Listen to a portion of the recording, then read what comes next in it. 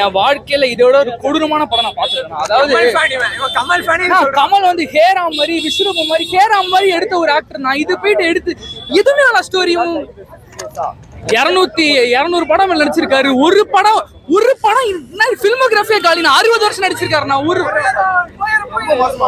நான் ரொம்ப மோசம் பாக்காதீங்க ப்ளீஸ். அதாவது இப்போ ஒரு பெரிய ஆக்டர் வச்சு எடுக்கிற படம் அப்படின்னா திமிரா வந்து என்ன வேணாலும் எடுத்துடலாம், குப்பை படம் எடுக்கலாம், ஆடியன்ஸ் போய் பாப்பாங்க அப்படின்னு சொல்லுவாங்க.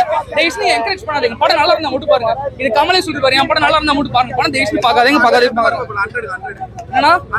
நான் மைனஸ்ல போகுது.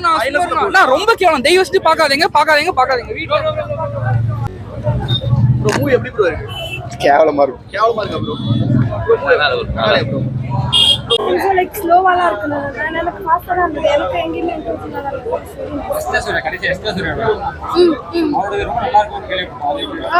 நல்லா இருக்குதுங்க. அவரோட எம்ஜி, அவரோட கெட்டப், அவரோட அந்த சகலகலா நல்லா மாசம் தான். தேங்க்யூ.